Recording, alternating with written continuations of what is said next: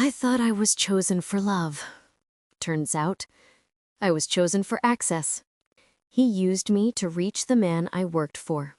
My mentor. My world. The night he ended our engagement in front of everyone, I broke quietly. No scenes, no tears, just silence. 60 days later, he's marrying the daughter of the man who funded his future. They think I vanished, but I learned something in that silence. Power doesn't shout. It waits. When the music stops at his wedding, the truth will speak for me. And this time, everyone will listen.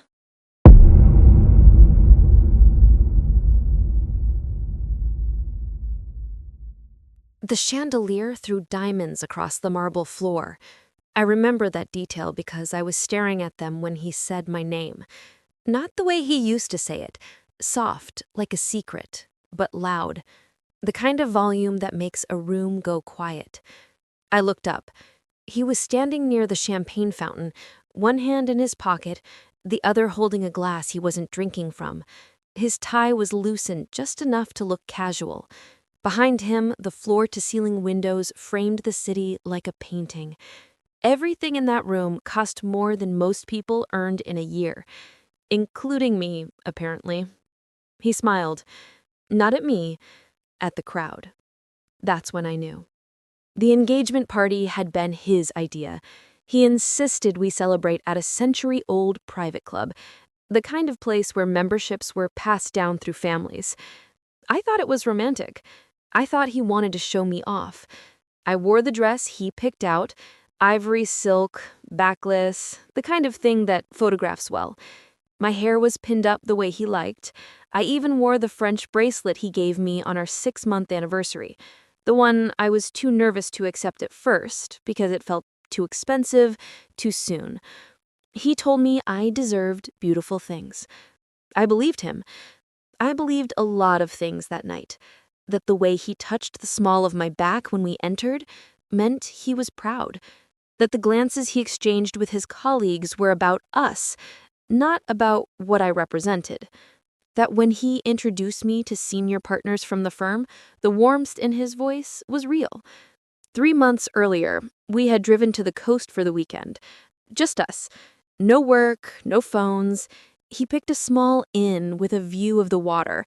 We spent the morning walking on the beach, and he told me about his childhood, about his father who never thought he was good enough, about how hard he worked to prove everyone wrong. That night, we sat on the balcony with cheap wine and expensive cheese. He looked at me like I was the only person in the world. He said he'd never felt this way before, said he'd spent his whole life performing for people, but with me, he could just be. I thought that was the real him. I thought I'd found the person underneath all the ambition and polish. I was wrong. The room was full of people I half knew. His colleagues from the firm, my mentor's business partners, a few of my coworkers who looked uncomfortable in rented suits, and at the center of it all, him. Golden, composed, untouchable. The music was soft jazz, the kind that's meant to fade into the background of conversation. The air smelled like lilies and money. White flowers everywhere. Enormous arrangements on every table. He'd insisted on white. Clean, classic. I wondered now if that was symbolic. A blank slate. Easy to erase. There was a moment, maybe 20 minutes before everything changed, when I stood by the bar alone. He was across the room talking to a group of men in expensive watches. One of them said something, and they all laughed. He glanced at me then, just a second, and his face was blank, like I was furniture, like I was wallpaper. He cleared his throat. The room leaned in. He thanked everyone for coming. He talked about love and partnership and futures built together. His voice was smooth, practiced. Then he looked at me, really looked, and I saw it. the calculation behind his eyes, the distance. He said my name again. He said he had something important to say. I smiled. I thought he was about to toast us. I lifted my glass. He told everyone he couldn't do this anymore. The words didn't land. They hovered like smoke. Wrong and real. He said he had made a mistake, that he cared about me deeply, but caring wasn't enough, that he had tried to make it work, but he owed it to both of us to be honest, that he hoped I would understand. The champagne glass in my hand started to shake. I set it down on the nearest table, carefully, because breaking something would have made it real. Someone coughed. A woman near the back whispered to her husband. A phone camera flashed. He kept talking. He said he would always be grateful for what we shared, that he hoped we could remain friends, that he wished me nothing but happiness. His voice never wavered. Mine never came. I wanted to say something, wanted to ask why, wanted to scream or cry or do anything that would make sense of what was happening. But my throat had closed.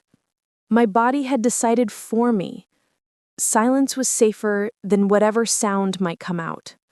I stood there in the ivory dress, under the chandelier, surrounded by 200 people who had come to celebrate us. And I understood. Not all of it. Not yet. But enough. I wasn't the ending. I was the audition. I didn't cry. I didn't shout. I didn't ask him why. I just looked at him. Really looked. And saw a stranger wearing a face I used to love. Then I turned and walked out. Every eye in the room followed me. I felt them. Felt the weight of their attention, the pity, the curiosity, the relief that it wasn't happening to them. My heels clicked against the marble floor. Each step echoed. I kept my shoulders back, my head high. I would not give them the satisfaction of seeing me break. Not yet. The lobby was empty. My heels clicked against the marble. Too loud, echoing. I made it to the valet stand before my knees started to shake. The attendant asked if I was all right. I nodded. I lied. My phone buzzed. Texts coming in, coworkers, friends, people who had been in that room. I turned it off. The car pulled up. I got in. The driver asked where I wanted to go. I didn't know. I gave him my address because I couldn't think of anywhere else. But when we got there, I couldn't go inside. The apartment still had his things in it. His toothbrush, his books, the coffee mug he used every morning, the jacket he left on the back of the chair because he said my place felt like home. I told the driver to keep going. We drove through the city for an hour. Maybe 2. I watched the lights blur past the window and tried to make sense of what had just happened. Tried to rewind the last 8 months and find the moment I missed, the crack in the foundation, the lie I didn't catch. But all I could see was his face, the practiced calm, the smooth delivery. He had rehearsed it. Mirror, lines, delivery. That's what made it unbearable. Not that he ended things. Not even that he did it in public, but that he had stood in front of a mirror somewhere, maybe in his bathroom, maybe in his office, and practiced how to destroy me with maximum efficiency and minimum guilt. He had timed it, chosen the words carefully, anticipated my reaction, planned for the aftermath. I was a problem he solved. The phone buzzed again. I turned it back on. 17 missed calls, 43 texts. Most of them were from people at the party, concerned, curious, probably already composing the story they'd tell at brunch tomorrow. But one was different. One was from my mentor, Marcus, the man who had hired me fresh out of grad school when no one else would. The man whose company I had helped build, one late night and one difficult deal at a time. The text told me to call when I was ready, not asking if I was okay, not asking what happened, just telling me to call when I was ready, like he already knew, like he'd been waiting for this. I wasn't ready. I wouldn't be ready for a long time. I disappeared for 3 days. Not dramatically. I didn't leave town or check into a hotel under a fake name. I just stopped answering, stopped showing up, stopped being the version of myself that could be seen or measured or judged. I stayed in the apartment, packed his things into boxes and left him by the door, stripped the bed, threw out the flowers he had sent 2 weeks earlier. Roses, red, still fresh. I poured them into the trash bin one by one and watched their petals bruise against the metal. The first morning I woke up and forgot. For maybe 10 seconds I forgot. I reached across the bed for him, found empty space, cold sheets. And then it all came back.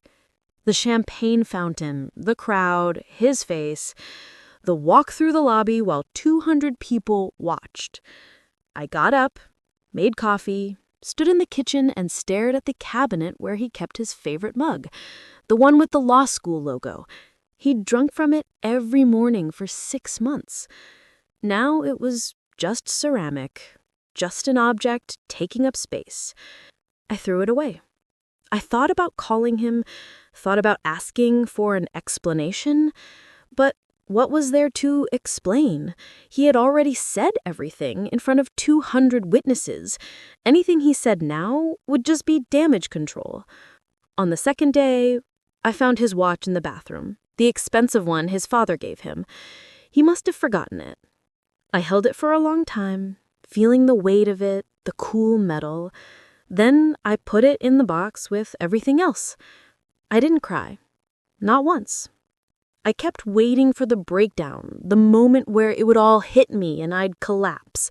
But it never came.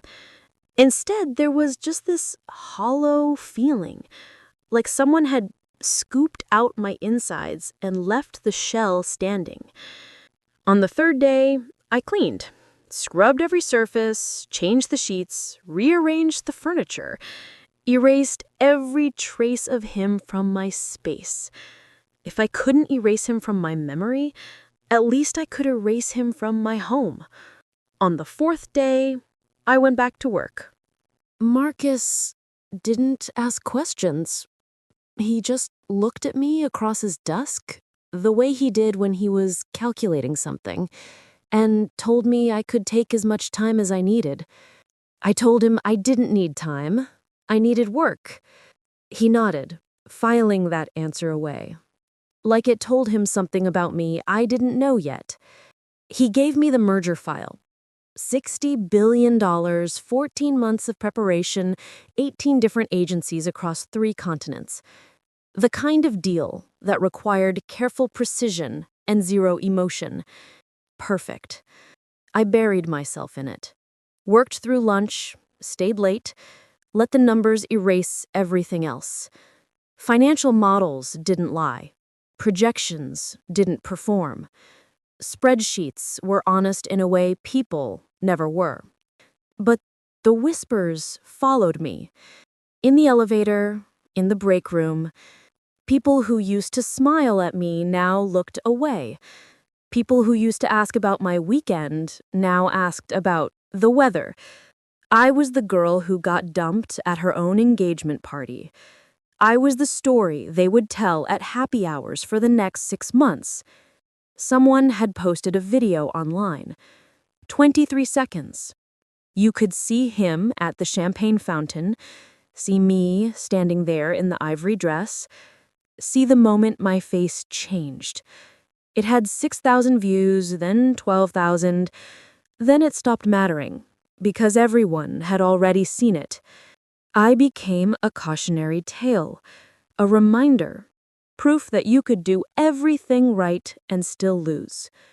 It should have hurt, and maybe it did, but pain is a story others tell about you, and stories can be rewritten.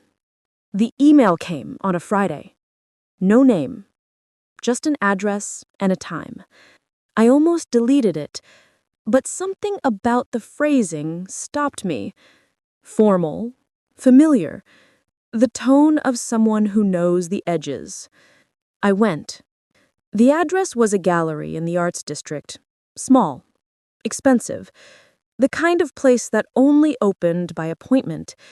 Inside, the walls were covered in black and white photographs. Faces, streets, moments frozen in silver and shadow.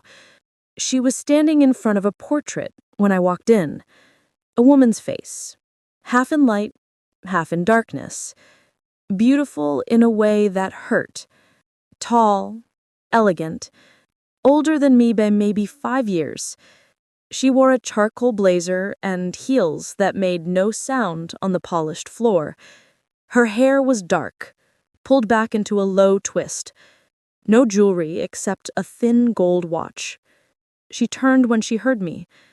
I recognized her immediately.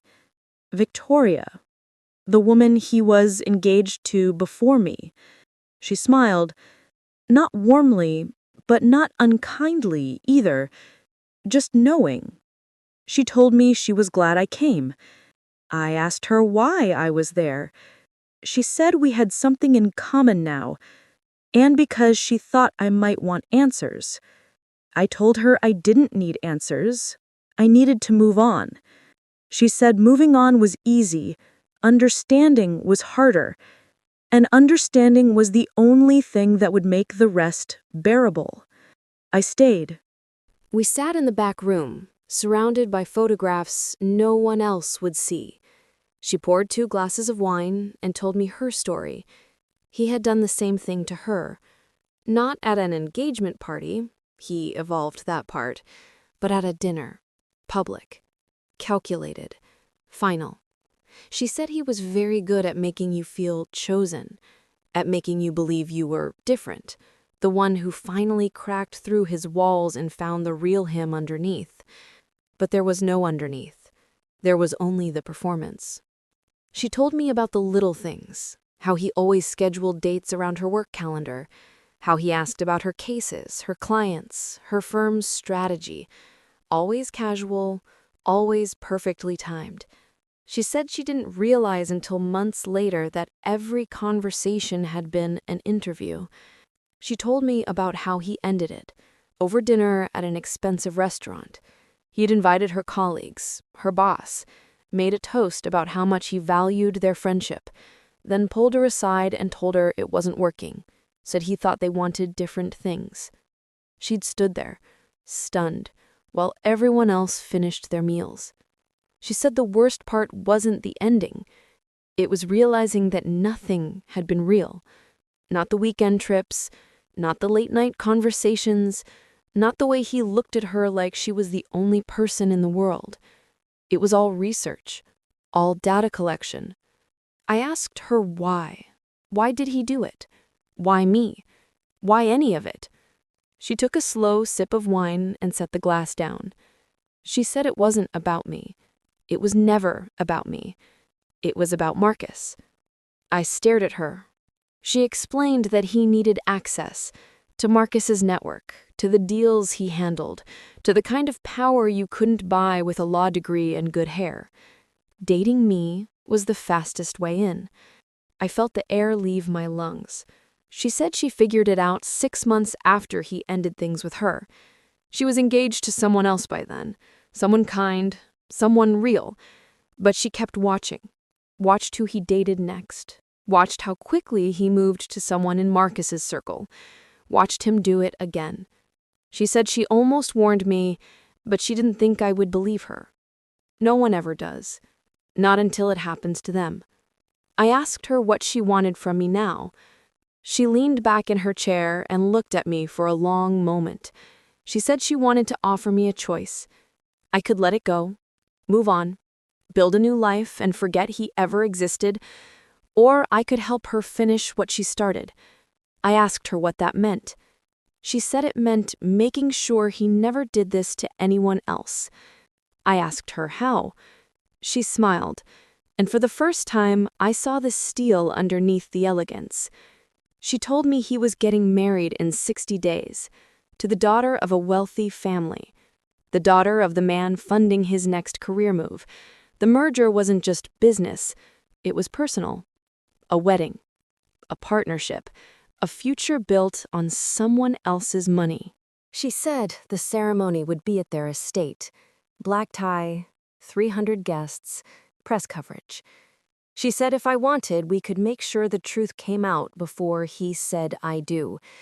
I asked her why she needed me. She said because I had something she didn't. Proof. I had been inside his life. I had access to things she never did. I had seen the patterns, the notes he wrote to himself when he thought I wasn't looking. I had the evidence. She had the plan. I asked her what kind of plan. She said the kind that didn't leave room for doubt. I should have said no. I should have walked out of that gallery and never looked back. But I didn't, because she was right. Moving on was easy. Understanding was harder. And making sure no one else had to feel this way, that was the only thing that made sense anymore. The next 8 weeks were the quietest of my life. I went to work, came home, slept, repeated. No one suspected I was building something in the spaces in between. Victoria and I met twice a week. Coffee shops, park benches, places where two women talking looked like nothing at all. She taught me how to think in layers, how to plan with backups, how to make sure every move had an exit. She said revenge wasn't about rage, it was about precision. I learned. I started small, went through old messages, things I should have deleted, but didn't. I found patterns I hadn't noticed before. The way he always scheduled our dates around Marcus's calendar. The way he asked about upcoming deals in a tone that sounded casual, but wasn't. The way he introduced me to his colleagues as Marcus's right hand before he ever said my name. One night, I pulled up our text history, scrolled back to the beginning, read every message with new eyes. The first week, he'd asked about my job, what I did, who I worked with. I thought he was interested in my life, but looking back, every question had been strategic. Every follow-up had moved him closer to Marcus. The second week, he'd asked me to dinner, picked a restaurant 3 blocks from Marcus's office, said it was convenient for me. I thought that was thoughtful. Third week, he'd casually mentioned he'd love to meet my boss someday, said he'd heard great things. I'd blushed, felt proud, introduced them 2 days later at a work event. I watched the whole relationship unfold in reverse, watched myself get played in slow motion. I wasn't his girlfriend. I was a badge. That should have broken me, but by then I had already made peace with it. Or maybe I just turned the pain into something sharper. I kept looking. Found a saved voicemail from 2 years ago, before me, before Victoria, a woman whose voice shook when she said his name. She said she didn't understand what she did wrong. Said she thought they were building something real. Said she worked for an investment firm. Same pattern, different woman. I played it 3 times, then I saved it. Later, she consented to share. Victoria said we needed more. One message wasn't enough. We needed a timeline, a clear story, something no one could deny. I told her I didn't know how to get that.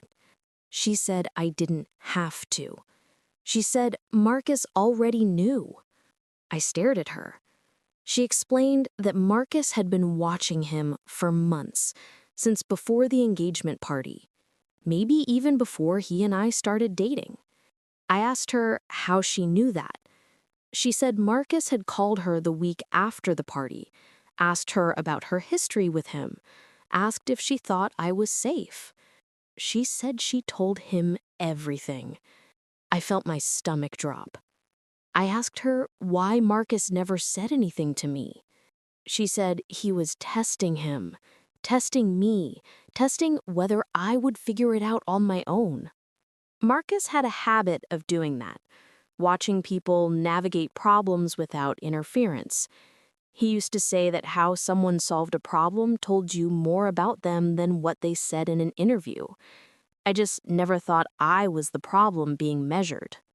I asked her if she thought that was fair. She said fairness didn't exist in Marcus's world, only outcomes. I wanted to be angry, wanted to feel betrayed, but I couldn't because part of me understood.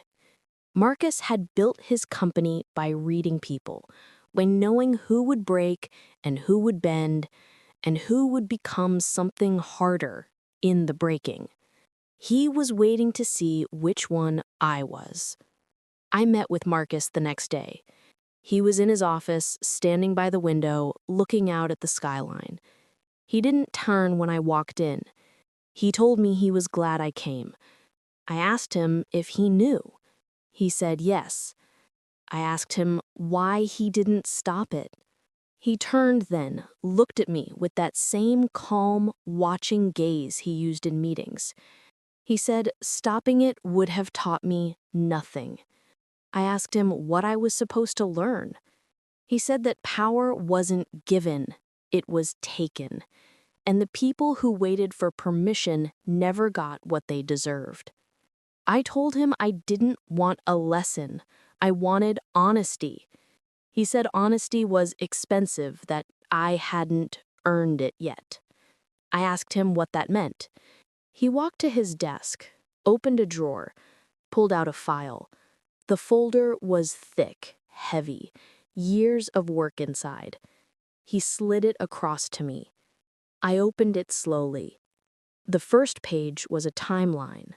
Dates, names, relationships mapped out like a family tree. Except this wasn't family. This was a hunting pattern. Inside were records, messages, financial trails, a paper path that connected him to a dozen women over the past 5 years. All of them worked in finance, law, or investments. All of them had access to something he needed. All of them ended the same way. There were screenshots of emails, calendar invites that showed him scheduling dates around business meetings, text exchanges where he asked seemingly innocent questions that were actually intelligence gathering, notes he'd made to himself, targets, timelines, outcomes. Marcus said he had been building this file for 2 years, since the first time he noticed something off, a question that felt too casual, a comment that stayed too long.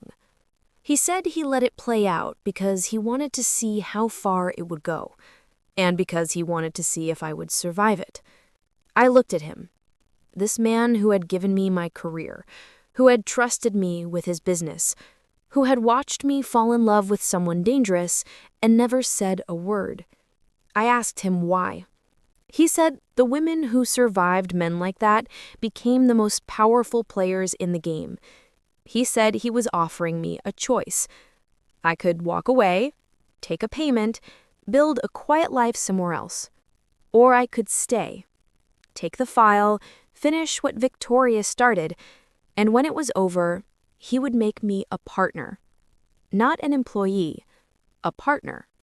Equal ownership, equal voice, equal power. I asked him what the catch was. He said there was no catch, just a test. He wanted to see if I was capable of doing what needed to be done without losing myself in the process. I looked at the file, then at him. I asked him if he thought I could. He said he didn't know yet, but he was willing to find out. I took the file. That night, I sat in my apartment with the files spread across the coffee table. 12 women. 12 stories that sounded exactly like mine. Different details, same structure. There was a hedge fund manager, a venture capitalist, 2 corporate lawyers, an investment banker, a tech CEO's daughter, All of them smart, all of them successful, all of them with something he wanted. Victoria included notes, dates, connections. She'd built half of this timeline herself years ago. She just needed my piece to complete it. I read every page, memorized every name, and somewhere around midnight, I stopped feeling like a victim and started feeling like a witness. I called Victoria. I told her I was in. She said she knew I would be. We spent the next 3 weeks building the presentation. Every claim sourced, every connection verified. We weren't just telling a story, we were building a case. Victoria found 2 more women willing to go on record. Sarah, the venture capitalist, and another woman, Elena, who asked to remain anonymous but whose testimony was clear and devastating. We recorded their statements. Let them tell their stories in their own words. No drama, no theatrics, just facts. The presentation was 15 minutes. Timeline, evidence, testimonials. And at the end, that photograph. Me and him, the night he proposed. My face full of hope, his eyes looking just past the camera. Caption: I thought I was chosen, I was next. When it was ready, I left Marcus's office and didn't look back. The estate looked like something out of a fairy tale. White stone, ivy-covered walls, gardens that rolled out for acres, dotted with sculptures and fountains and trees older than the city itself. The ceremony was set at sunset. Golden hour, the kind of light that made everything look soft and forgiving. I arrived 2 hours early. Victoria had arranged things carefully. She'd worked through the wedding planner weeks before, presenting our video as a surprise montage from friends who couldn't attend in person. The planner loved it. The bride's father approved it himself. No one questioned a 15-minute segment slotted between the toasts. It was labeled as a tribute to the groom's journey. They had no idea what journey we were really documenting. The presentation was scheduled. The system was tested. The file had been prepared with timeline, evidence, and recorded statements from 3 women who had agreed to share their stories, given willingly, lawfully, courageously. Victoria, Sarah, Alina. The ballroom was breathtaking. Floor-to-ceiling windows, crystal chandeliers, tables draped in white linen, each centerpiece a waterfall of white roses and gold leaf, the kind of wedding that cost more than most people's houses. I watched the staff set up, watched the florists adjust arrangements, watched the wedding planner check her tablet every 30 seconds. None of them knew what was coming. In a few hours, this beautiful room would become a crime scene. Not a legal one, a social one. I thought about him getting ready somewhere in the house, adjusting his tie, checking his reflection, practicing his vows. I wondered if he thought about me at all, if he felt anything. Guilt? Regret? Relief that I was gone? Probably not. People like him didn't feel the way normal people did. They calculated. They strategized. They moved through the world like chess players, always 3 moves ahead. But so did I now. At the end of the presentation, a single image, a photograph of him and me. The night he proposed, my face bright with hope, his eyes looking just past the camera. Caption: I thought I was chosen. I was next. The presentation was scheduled to play during the reception, at a specific moment, after the father's speech, before the best man's toast, right when everyone was settled, right when their guards were down. Then I left. I didn't stay for the ceremony, didn't watch them exchange vows or kiss or walk back down the aisle as husband and wife. I didn't need to see it. I went to a bar 3 blocks away, ordered a drink I didn't touch, watched the clock. The bartender asked if I was waiting for someone. I told him yes. I was waiting for the truth to arrive. 7:15. The ceremony would be over by now. They'd be taking photos. The bride would be smiling. He'd be smiling. Everyone would be smiling. 7:30. Guests would be filtering into the ballroom, finding their seats, admiring the flowers. 7:40. Dinner service. First course. Small talk, laughter. Victoria texted me at 7:42. I waited. I imagined the moment. The lights dimming slightly, the screen at the front of the room coming to life, faces turning, confusion at first, then recognition, then horror. I imagined the bride seeing it, her father, his colleagues, everyone who thought they knew him watching as the truth unfolded in 15 methodical minutes. At 8:15, my phone started buzzing. Texts, calls, people I hadn't heard from in months. I ignored them. At 9, Victoria sent me a video.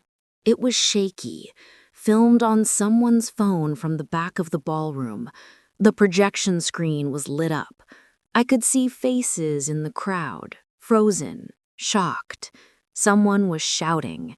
A woman was crying. And in the center of it all, him. Standing at the head table, staring at the screen like it was the end of everything. The bride was gone, dress trailing behind her as she ran from the room. The father was on his phone, face red, barking orders.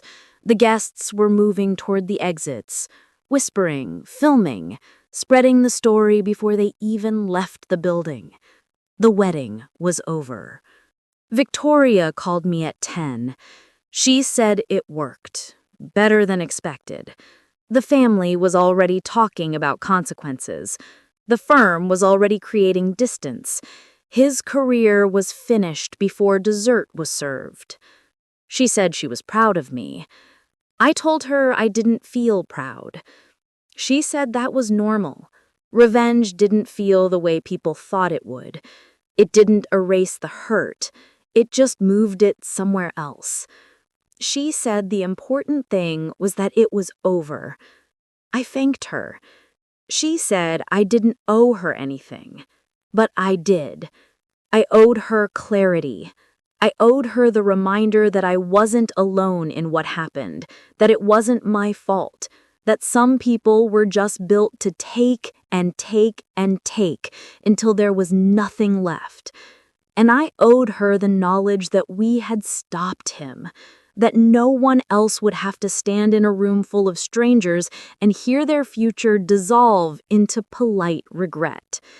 The bartender asked if I wanted another drink. I told him no. I paid, walked out into the night. The city was alive around me.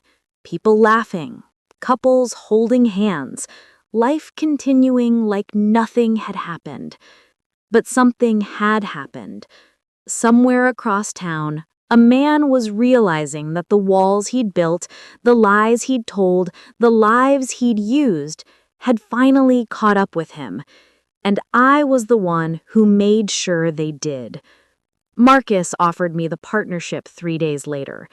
We were in his office again, same view, same calm. He said I had proven myself. Not just in how I carried out the plan, but in how I handled myself afterward.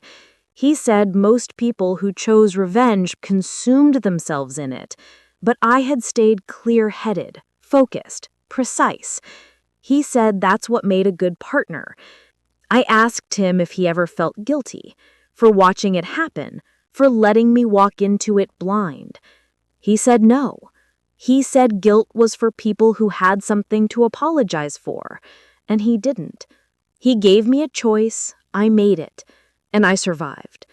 He said that was the only outcome that mattered. I signed the partnership agreement that afternoon. New title, new office, new ownership stake that made me one of the most powerful women in the city before I turned 30. It should have felt like victory. It didn't. It just felt like the next move. The next week, I moved into my new office. Corner suite, floor-to-ceiling windows. View of the entire city spread out below me like a game board. There was a bottle of champagne waiting on my desk. French. Expensive. The same kind from the engagement party. I poured it down the sink. I sat in my new chair and looked out at the skyline. Somewhere out there, he was dealing with the aftermath. Lost job, lost marriage, lost reputation. Everything he'd built, everything he'd schemed for, gone in 15 minutes. I should have felt satisfied. Instead, I just felt tired. I went home that night and found a box on my doorstep. No return address, just my name, written in handwriting I didn't recognize. Inside were letters, dozens of them, written on heavy paper, dated over the past 2 years, all from him. I sat on the floor of my apartment and read them one by one. They were love letters, real ones. Not the surface kind he used to send me in the beginning. These were raw, uncertain, written late at night when he thought I was asleep. Some of them were unfinished. Some of them said opposite things. But all of them said the same thing underneath. He loved me. Or at least, he thought he did. He wrote about how terrified he was that I would see through him, how he kept waiting for me to realize he didn't deserve me, how he hated himself for what he was doing but didn't know how to stop. He wrote about his father, about growing up never being good enough, about learning that love was something you earned through achievement, through status, through winning. He wrote that he knew it was wrong, knew he was using me, but he'd convinced himself it could be real anyway, that if he just got far enough, achieved enough, became enough, he could stop performing and actually be the person I thought he was. He wrote about the night of the engagement party, how he practiced the speech 50 times and still almost couldn't go through with it, how he saw my face when he said my name and wanted to take it all back, but he didn't, because stopping would have meant admitting he was weak, and weakness wasn't something he knew how to carry. He was performance built on panic, a beautiful shell with nothing underneath but fear. The last letter was dated the day before his wedding. It said he was sorry. It said he hoped I was happy.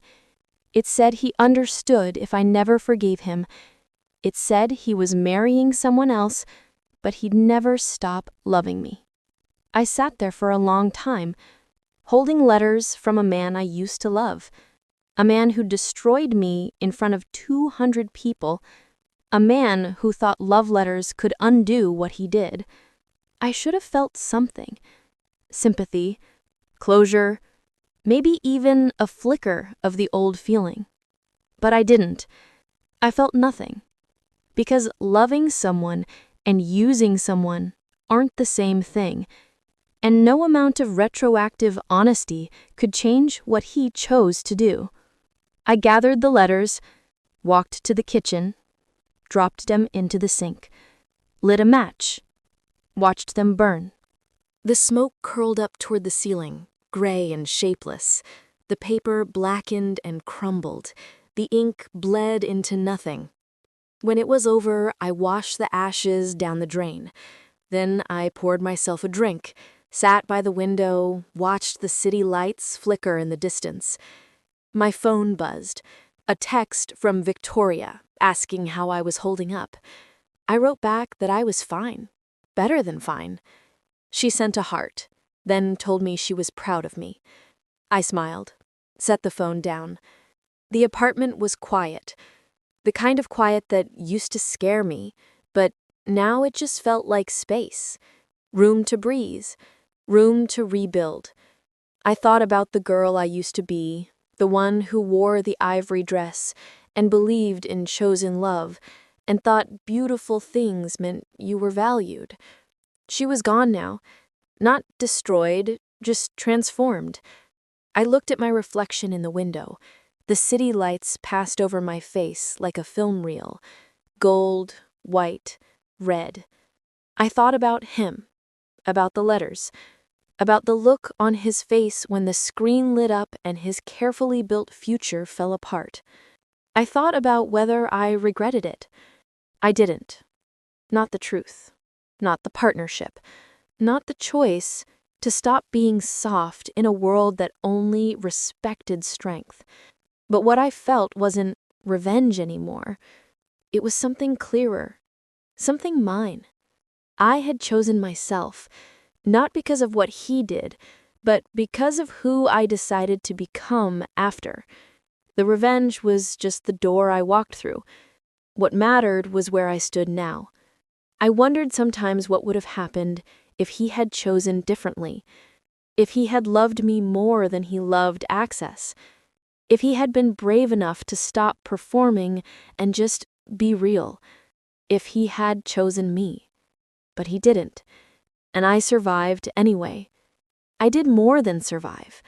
I became. The next morning, I woke up early, made coffee, opened my laptop, started reviewing the overseas deal. Numbers, projections, clean, honest data. My phone rang. An unknown number. I almost didn't answer, but I did. It was him. His voice was quiet, broken. He said he saw what I did. He said he deserved it. He said he just wanted me to know that everything in the letters was true. I didn't say anything. He said he knew I probably wouldn't believe him, that he'd burned that bridge, but he wanted me to know that losing me was the biggest mistake of his life. I took a breath. I told him he didn't lose me. He never had me. He had access, and now he didn't even have that. He was quiet for a long time. Then he said he knew. He just needed me to know that he was sorry, that if he could go back and do it differently, he would. I told him he couldn't, and sorry didn't undo what he did. It didn't give me back the months I spent thinking I was loved when I was just being used. It didn't erase standing in that room while he ended us like a business transaction. He said he knew. I told him he made his choices. He practiced them, he perfected them, and now he had to live with them. I hung up, and I felt nothing. No anger, no satisfaction, no lingering pain. Just nothing. A week later, I was in my new office when Marcus stopped by. He said the overseas deal closed, said I'd handled it perfectly. He said he'd made the right choice making me partner. I thanked him. He turned to leave, then stopped. He said most people who went through what I went through either broke or became bitter. He said I did neither. I asked him what I became. He said powerful, in the best way. He said the revenge was necessary, but what impressed him was that I didn't let it consume me, didn't let it define me. I used it as fuel, and then moved on. He said that was rare. I thought about that after he left. He was right. The revenge had been clean, surgical, effective. But it wasn't who I was. It was something I did, something I had to do. But now it was done. And I was still here, still standing, still building. I finished my drink, stood, walked to the bedroom. Tomorrow I had a meeting with a client overseas, a deal worth 9 figures. A room full of people who would judge me before I spoke. And then they would learn. The same way he did. The same way everyone eventually does. That underestimating me was the last mistake they would make. I turned off the lights, lay down, closed my eyes. The city hummed outside my window, endless, alive. And somewhere in that hum, I heard my own voice. Quiet, certain, mine. You could have chosen differently, but you didn't. And now, I choose for myself.